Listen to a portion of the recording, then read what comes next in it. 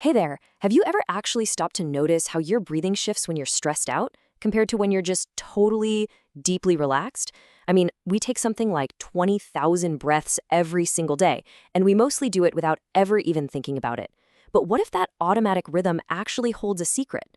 Well, today we are exploring the ancient science of pranayama to find out. Seriously, I want you to ask yourself, what if just changing your breath could completely change your reality? Because according to ancient yogic texts, the breath isn't just some basic biological function. No, it is literally the direct bridge to your mind, your energy, and your ultimate consciousness. Okay, so let's dive into this explainer. Here's a quick look at what we'll be covering. First, an introduction to pranayama. Then we'll look at the three phases, the 8 classical techniques, some everyday breathing examples, the ultimate breathless state, and finally a quick recap and closing. All right, section 1, introducing pranayama. You know, the word pranayama is usually just translated as breath control. But honestly, it's way deeper than that. Pranayama is the conscious and systematic regulation of breath to control and balance prana, which is the vital life energy that sustains all of our physiological and psychological processes. In classical texts like the Yoga Sutras of Patanjali, pranayama is essentially defined as the controlled interruption of the natural flow of your inhaling and exhaling. So it's not just a physical workout, right? It's actually a therapeutic practice. It's designed to clear out internal blockages so this vital energy can flow freely, which ultimately calms the mind. So where do we get all this theory? Well, a lot of it comes from foundational Sanskrit texts. Take a look at this image. These are verses 43 and 44 from chapter 2 of the Hatha Yoga Pradipika. It was authored way back in the 15th century by Svatmarama, and it's basically a classic manual that compiled earlier yogic practices. These specific verses are absolutely crucial because they officially list the 8 distinct methods of breath retention, and these have become the traditional, classical practices of Hatha Yoga that we still study today. Moving right along to section 2, the 3 phases of breathing. Okay, so there are 3 fundamental steps when it comes to classical yogic breathing. First step, we have paraka, which is your intentional inhalation, literally the lungs expanding and drawing in the air. Then comes kumbhaka, which is the retention or the holding of the breath. And finally, rechaka, the controlled exhalation. Now, obviously, inhaling and exhaling are necessary to stay alive, but here is the crazy part. The ancient texts place the absolute highest importance on that middle step, kumbhaka. The pause is literally where the magic happens. Which brings us to section 3, the 8 classical techniques. Now, what's really fascinating about this slide is how different breathing pathways actually act like an internal climate control system for your body. Just look at Surya Badana, the sun-piercing breath. For this one, you inhale strictly through the right nostril, which is associated with solar, masculine qualities, and it literally generates internal heat and energizes the body, kind of like a scorching desert sun. On the flip side, look at Shitali and Sakari. Shitali has you inhaling through a folded, protruding tongue, and Sakari is a hissing breath right through the mouth.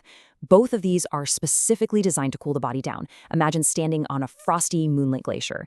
Then there's Ujjayi, the victorious breath, where you slightly constrict your throat. That creates this warming, super calming airflow. Then we have the final 4 techniques, which actually shift the focus away from temperature and over to energy and sound.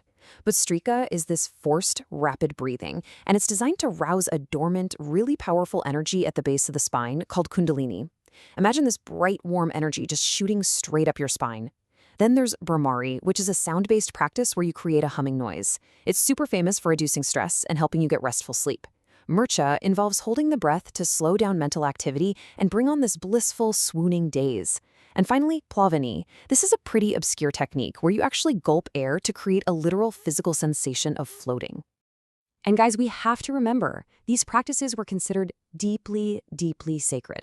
In fact, the Bhagavad Gita describes breath control as a literal sacrifice. It talks about offering the outgoing breath into the incoming breath and vice versa. It's almost like a ceremonial fire where the streams of your breath are the offerings being poured in. This whole thing symbolizes the union of 2 opposing vital forces, prana and apana. By restraining and uniting those forces, the practitioner can completely withdraw from the outside world and achieve incredible self-control. Let's make this a bit more concrete in section 4, everyday breathing examples. Let's take Bhastrika, for example. The old texts literally compare it to a blacksmith's bellows. Just imagine a mechanical bellows rapidly pumping fresh air into a roaring forge to make the fire burn way hotter and brighter. Well, that is exactly what you are doing to your internal digestive fire and your energy when you practice Bhastrika. Now imagine that roaring forge morphing into a gentle ocean wave crashing on a beach. That is Ujjayi. Because you are constricting the back of your throat, Ujjayi breathing creates this gentle, rhythmic hissing sound that perfectly mimics the continuous, calming sound of the ocean. For Brahmari, the analogy is right there in the name, the bee breath. Imagine a bee hovering right near you, making that steady, resonant buzz.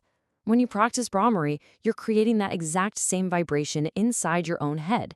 It sends these calming sound waves straight into your brain and nervous system to relieve anxiety. And Siddhkari?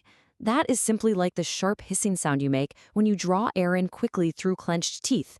Like when you accidentally touch a hot stove and sharply suck in a breath. It instantly activates your body's cooling mechanisms. Section 5. The ultimate breathless state. So the absolute crucial point to take away from this is the difference between two states of breath retention, Sahita and Kevala. Sahita Kumbhaka is what we've been talking about this whole time. It's intentional. It requires conscious effort to inhale, hold it, and exhale. Think of it like a heavy sphere rotating on mechanical gears. It takes actual work to keep it moving. But Kevala Kumbhaka? That is completely different. It is spontaneous, effortless retention, where your breath just naturally stops on its own. It's not connected to inhaling or exhaling at all. It's more like a sphere just floating effortlessly in pure space. According to the Hatha Yoga Pradipika, mastering this spontaneous stillness is the true peak of the entire practice. When your breath naturally suspends in Kevala Kumbhaka, a profound shift takes place. Your mind is finally allowed to completely withdraw from all the distractions of the outside world. It awakens the Kundalini energy, it purifies your energy channels, and it leads straight to Raja Yoga, or superconsciousness. Ancient texts actually describe this feeling as a brilliant light rising right at the center of your eyebrows, filling your whole mind with pure clarity. We are almost done. Section 6. Recap and mindful closing. Okay, let's step back and see how this all builds together into one cohesive system. Remember, pranayama isn't just breathing. It is the conscious regulation of prana, your vital life force.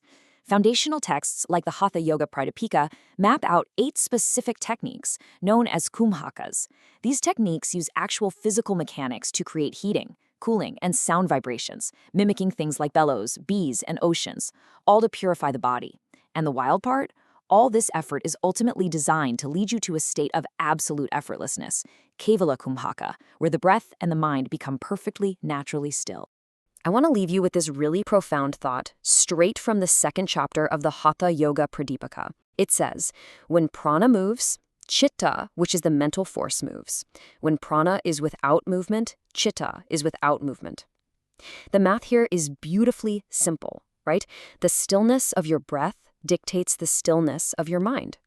Imagine a serene lotus flower blooming in slow motion over a perfectly still, glass-like pond. That is what a quieted mind looks like. The ancient yogis completely understood that we possess a built-in remote control to regulate our nervous system, focus our minds, and alter our entire state of being, all just by changing how we breathe. So I want to ask you one final thing. If ultimate stillness is truly just a breath away, how will you use your next breath to shape your reality?